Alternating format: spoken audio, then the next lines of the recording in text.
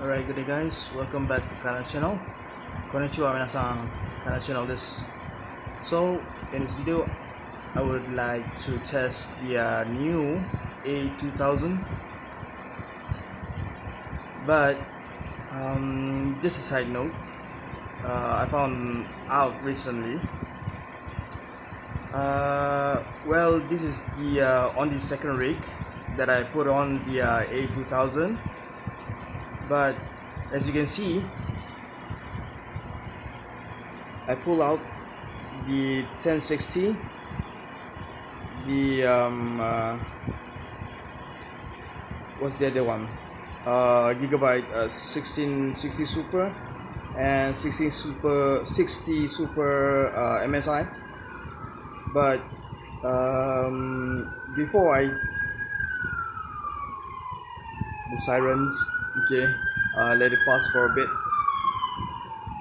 Okay, right, so when I was trying to install or put in the A2000, I was thinking to check out the 123 GPU for how should we say this, outer layer cleaning with vacuum, just a vacuum outside of the physical components, just simple vacuum to keep it a little bit clean. But when I was pulling out the gigabyte 60 super, I found out that, if you can see this is the gigabyte 60 super, and if you can see this, the oil leakage is very bad for the gigabyte. Okay, this is the first time I took out the GPU for cleaning. I did vacuum it, the outer layer, the outer body of the GPU, to clean it with a simple vacuum just outside of it, but the oil leakage is very bad. I did vacuum it, so it's clean outside. The outer layer is clean. Okay.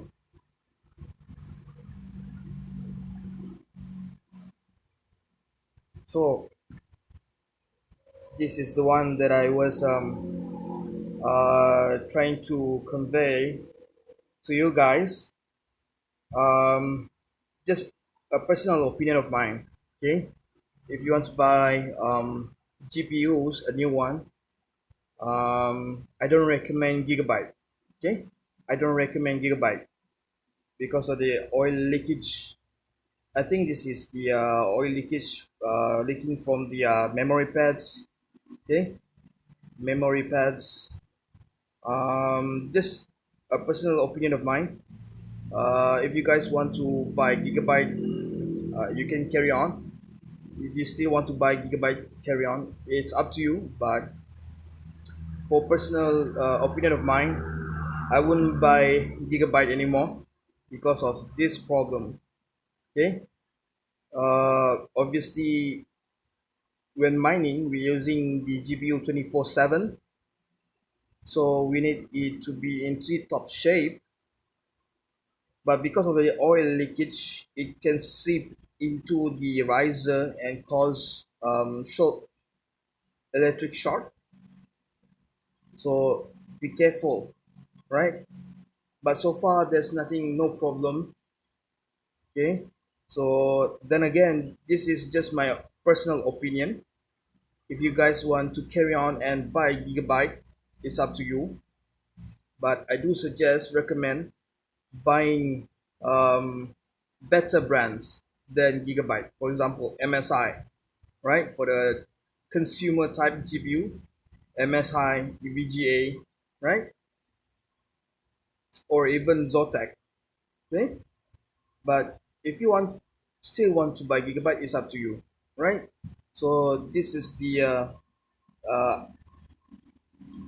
the thing that I want to bring to your attention. Okay, so be careful when, especially the newbies, new miners. If you considering which GPU model or brand you want to buy, try to avoid gigabyte, right? I don't know about other models, for example, 3070 gigabyte or so on and so forth. I don't know about their performance, memory pad performance, whether they are leaking or not. But for 60 Super, okay, 1660 Super, do not get the gigabyte. Just a personal opinion of mine, right? So A2000 is in. It's not on yet, right? Um, if you can see, okay, compare it to this and that GPU. It is very small. As you can see, it is very small, right? And also it doesn't require 6 pin or 8 pin connectors, so we don't need you to use PCIe splitters, right? Power PCIe splitters, okay, we don't need it, so we can just connect the PCIe power from PSU directly to the riser, right? Okay, so I'll be finishing up the cleaning off the other GPU, okay, that I pull out, and you guys will see it populated in a few more minutes, right? I'll be back in a few. All right, so we have populated our second rig, and as you can see, everything is running. How small is it? It's very small. Okay, so as I was explaining, I was as I was saying, this GPU doesn't require extra 6 or 8 pins for the power. So just directly using the PCIe power cable from the PSU and giving power to the riser itself. So we don't need to use PCIe power splitter anymore, right? So let's see how it performs. Okay, that's, and the camera is steady. Hopefully the camera is steady.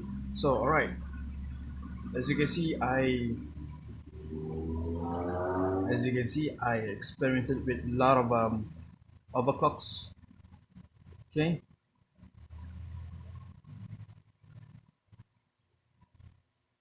a lot of overclocks as I was experimenting to find which overclock is suitable for a 2000s 12 gigabyte, right? So I found out that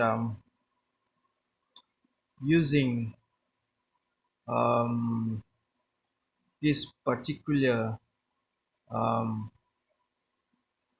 overclock is, how should we say, suitable, is the most suitable for the A2000, right? So MC is 1350 and MC is 2400. PL is default, all right, so full power, and the hash rates, the speed is around 38.90 to 29.05. I cannot get any higher than that.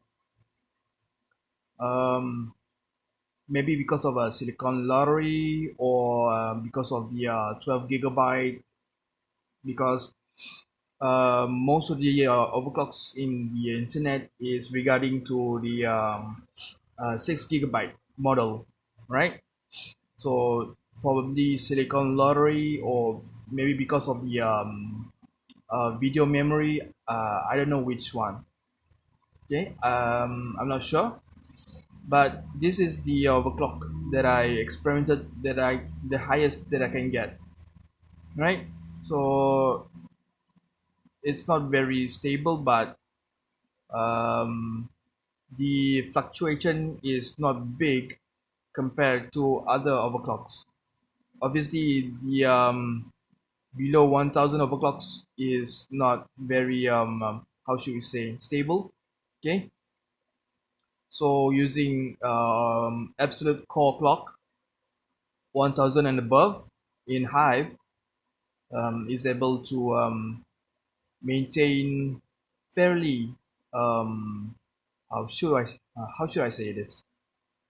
It could maintain fairly um, um, what's the word for it? I forgot a word. Uh, is able to maintain how should we say, mostly mostly stable. Okay, mostly stable.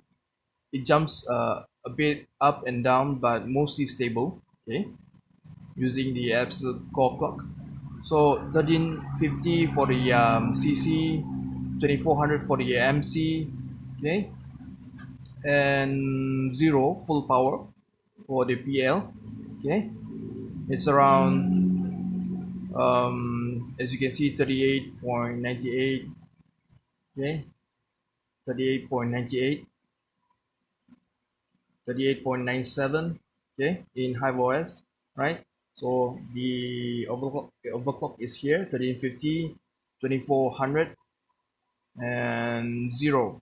Okay, so this is the how should we say, most suitable overclock for the A2012 gigabyte for mine. Okay, for my A2000 is probably because of silicon lottery or video memory difference compared to A2000 6 gigabyte.